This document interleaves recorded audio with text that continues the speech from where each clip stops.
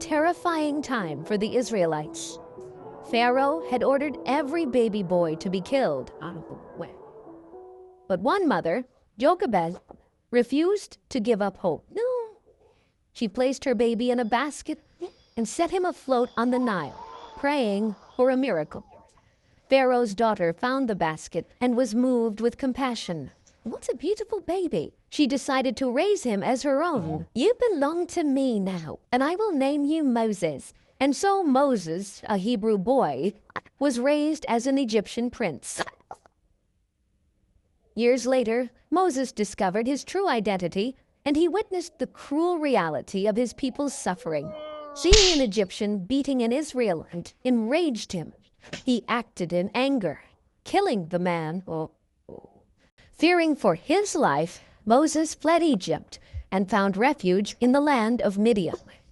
In Midian, Moses helped shepherdesses at a well, not knowing this act of kindness would change his life. One of the women, Zipporah, caught his eye. She was the daughter of a Midianite priest, and soon they were married. Years passed, and Moses became a shepherd. One day, as he guided his flock, he saw something extraordinary, a burning bush. Yet it wasn't consumed by the flames. Then Moses heard a voice. Moses, I have seen the suffering of my people. Go to Pharaoh and tell him to let my people go. Who are you? Moses asked. God replied, I am the God of your ancestors. I am that I am. Me? But I'm just a shepherd. I can't even speak well. Go with your brother Aaron, and I will be with you. God replied. With God's assurance, Moses set out on a mission that would change history. Moses and his brother Aaron stood before Pharaoh with a simple yet bold message. Let my people go, so they may worship God.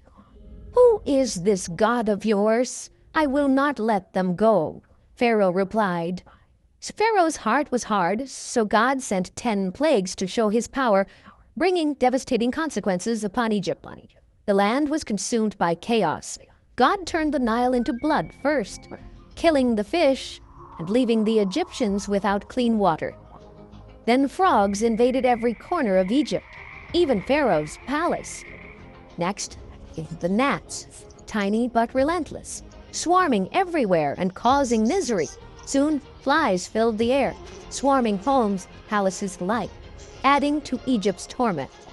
After that, the livestock perished, leaving Egypt's economy in ruins and its people in despair.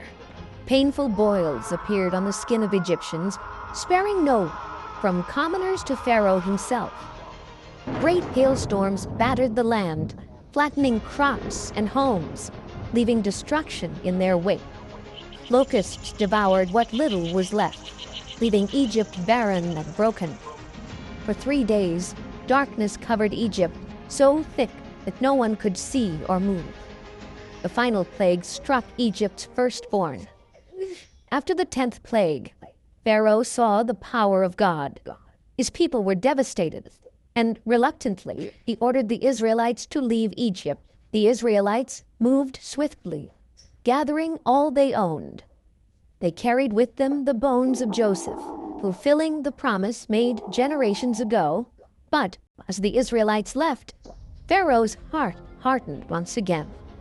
Fueled by pride and anger, he ordered his soldiers to chase after them, determined to bring them back and assert his power once more.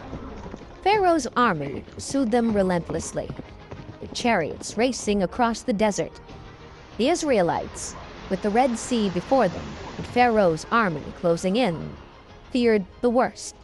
But as the Egyptian army closed in, Moses lifted his staff high, and with mighty force, the waters of the Red Sea parted.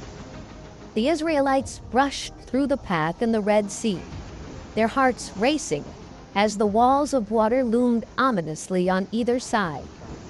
Once the Israelites were safely across, Moses watched as the waters of the Red Sea rushed back together, swallowing the Egyptian army.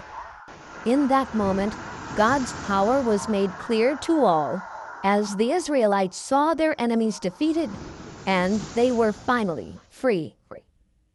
With Pharaoh's army defeated and their path clear, Moses led the Israelites into the wilderness toward the promised land.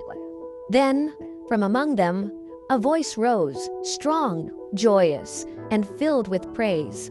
It was Miriam, the prophetess, sister of Moses, leading the women in song and dance, with timbrels in their hands and faith in their hearts.